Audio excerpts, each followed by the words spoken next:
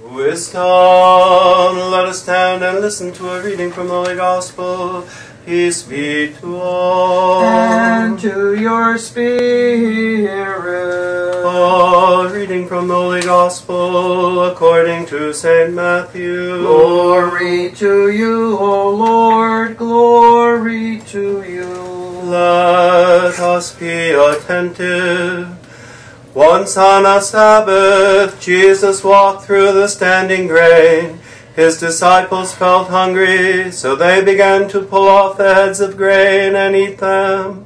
When the Pharisees spied this, they protested, "See here, your disciples are doing what is not permitted on the Sabbath." Jesus replied, "Have you not read what David did when he and his men were hungry?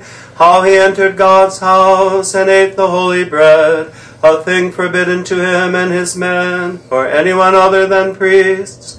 Have you not read in the law how the priests on temple duty can break the Sabbath rest without incurring guilt? I assure you, there is something greater than the temple here. If you understood the meaning of the text, 'It is mercy I desire, not sacrifice,' you would not have condemned these innocent men. The Son of Man is indeed Lord of the Sabbath." Glory to you, O Lord, glory to you.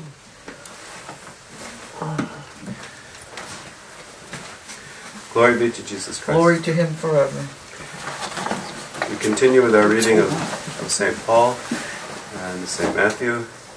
Well, one of the most striking things that we hear from St. Paul this morning is how the gifts of God are irrevocable.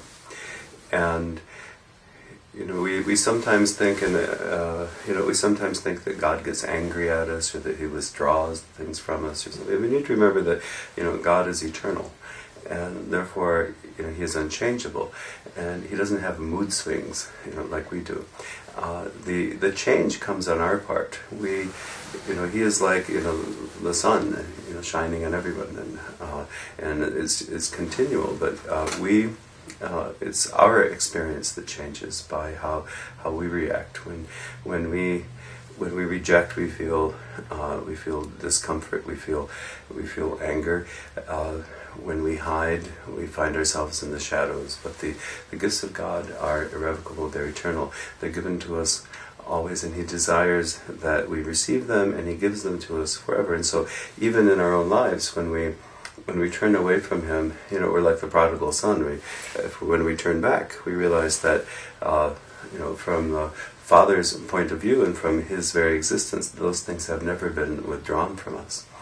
And he's going through this section in this letter where he's talking about the relationship of the people of Israel to God, and our relationship, and how they kind of reflect each other, and he points out that even while we were rejecting God and they were accepting Him, maybe perhaps now, at the time of St. Paul, they could say, well, these people were rejecting Him, but we were accepting. But that was all, in the way that God works with us and through us.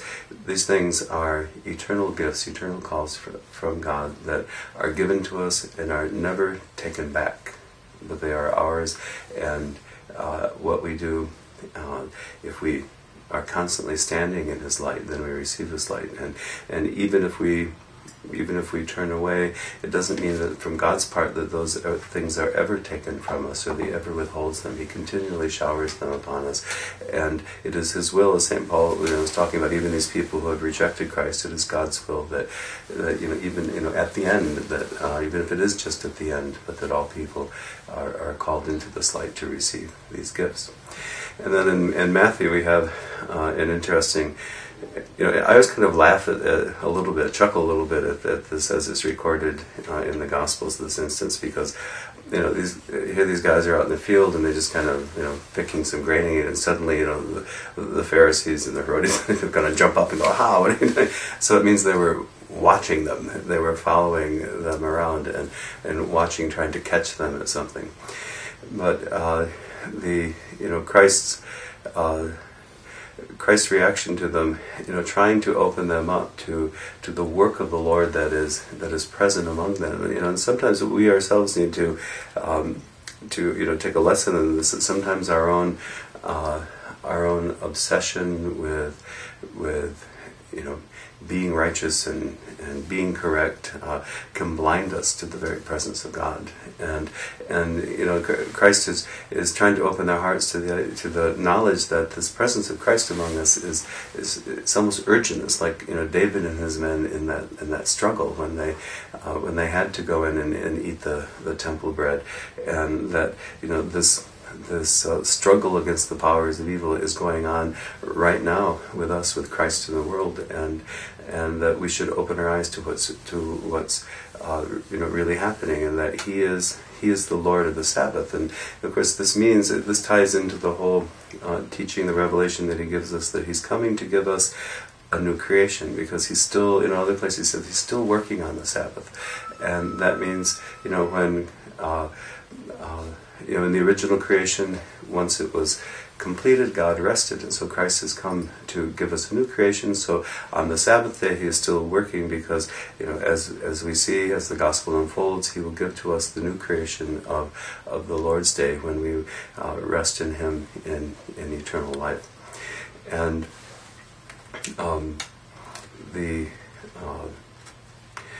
the conclusion of this, when he's speaking to them, he says, "It is mercy I desire, and not sacrifice." And this is something that we should always keep in mind, that our relationship to God is not one of legality and observance.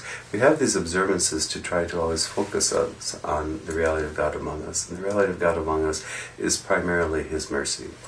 He forgives us so that we, full of this forgiveness, can also be the channels of this forgiveness to those around us. And primarily what God, because our first encounter with Him is mercy and forgiveness. And so what He desires of us is also that reaction. And so not to point the finger at other people's failings and observances, because we ourselves are failures so often during the day in the thing that is most important to God, which is the mercy. And God has come among us to give us His mercy, to fill us with His mercy, to provoke in us His mercy, so that people can indeed know who the Lord of the Sabbath is, Jesus Christ, who has come in mercy to save us and to bring us all into that relationship that St. Paul has been teaching us about so eloquently in these days in the letter that we have been reading from him. Glory be to Jesus Christ. Glory to Him forever.